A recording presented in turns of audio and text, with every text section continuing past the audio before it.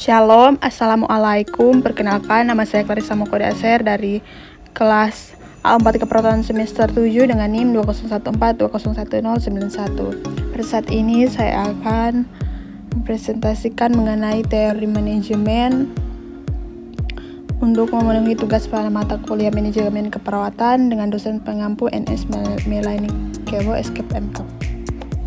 Definisi manajemen adalah proses merencanakan, mengorganisir, mengarahkan, dan mengendalikan sumber daya untuk mencapai tujuan organisasi dengan efektif dan efisien.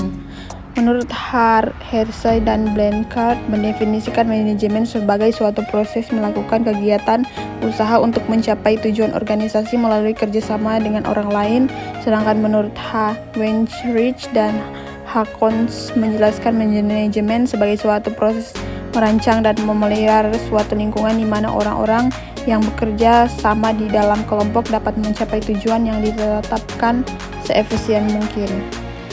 Menurut Swansburg 2000, manajemen adalah ilmu atau seni tentang bagaimana menggunakan sumber daya secara efektif, efisien, dan rasional dalam mencapai tujuan yang telah ditetapkan oleh organisasi. Selanjutnya, menurut Harold, mengemukakan bahwa manajemen sebagai pelaksanaan bersama orang lain.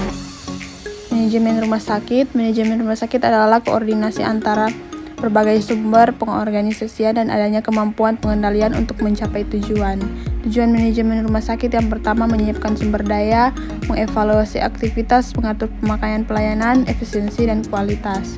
Fungsi manajemen yaitu melaksanakan kegiatan untuk mencapai tujuan. Manajemen berlangsung dalam suatu proses berkesinambungan secara sistematik yang meliputi fungsi-fungsi manajemen yaitu perencanaan, pengorganisasian, pelaksanaan, dan evaluasi.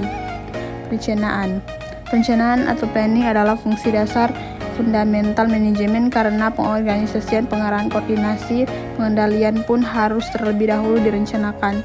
Ada 3 kegiatan dalam setiap perencanaan, antaranya yang pertama perumusan tujuan dan yang ingin dicapai, 2 pemilihan program untuk mencapai tujuan, 3 mengidentifikasi pengarahan sumber yang jumlahnya terbatas. Selanjutnya pengorganisasian. Fungsi pengorganisasian yang dalam bahasa Inggrisnya organizing berasal dari kata organize yang berarti menciptakan struktur dengan bagian-bagian diintegrasikan sedemikian rupa sehingga hubungannya satu sama lain terikat oleh hubungan terhadap keseluruhannya.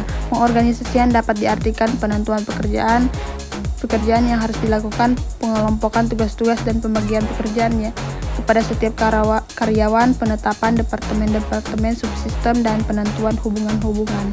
Ciri-ciri yang harus ada dalam pengorganisasian yang pertama manusia, artinya organisasi harus ada jika ada unsur manusia yang bekerja sama dan memimpin dan ada yang dipimpin. Yang kedua, tempat kedudukan, artinya organisasi baru ada jika ada tempat kedudukan. Yang ketiga, tujuan, artinya organisasi baru ada apabila ada tujuan yang hendak dicapai. Pekerjaan, artinya organisasi itu baru ada jika pekerjaan yang akan dikerjakan serta ada pembagian pekerjaan. Yang keempat, struktur, organisasi itu baru ada jika ada hubungan dan kerjasama antar manusia satu sama dengan yang lain.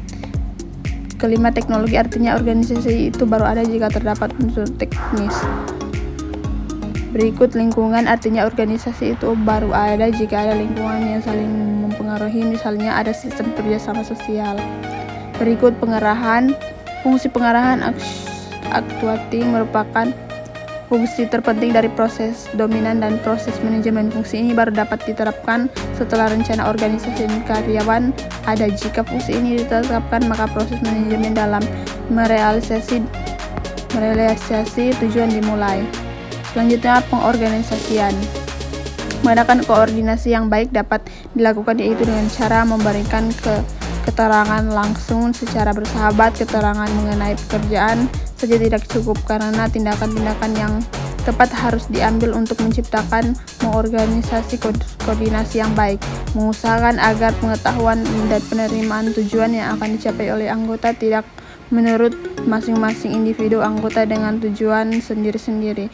Tujuan itu bersama. Mendorong anggota untuk bertukar pikiran, mengemukakan ide dan saran-saran dan sebagainya.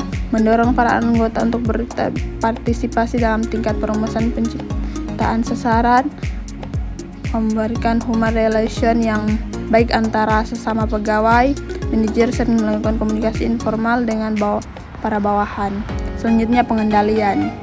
Fungsi pengendalian atau controlling adalah fungsi terakhir dari proses manajemen. Fungsi ini sangat penting dan sangat menentukan pelaksanaan proses manajemen. Karena itu harus dilakukan dengan sebaik-baiknya. Pengendalian ini berkaitan erat dengan fungsi perencanaan, dan kedua fungsi ini merupakan hal yang saling mengisi karena pengendalian harus terlebih dahulu direncanakan. Pengendalian baru dapat dilakukan jika ada rencana. Pelaksanaan rencana akan baik jika pengendalian dilakukan dengan baik.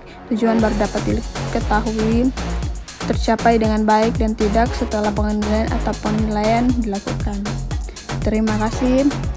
Sekian dari presentasi saya. Bagi teman-teman yang baru lulus SMA, SMK, dan yang ingin melanjutkan ke perguruan tinggi, mari bergabung bersama-sama dengan kami di Universitas Pembangunan Indonesia Manado. Sudah tersedia beberapa fakultas, salah satunya yang saya ambil adalah Fakultas Keperawatan, S1 Ilmu Keperawatan. Bila teman ingin bergabung, sudah tertera nomor dan website yang bisa dihubungi, dan bisa langsung datang ke kampus melalui alamat Jalan Walter Mongunsidi. Sekian dan terima kasih.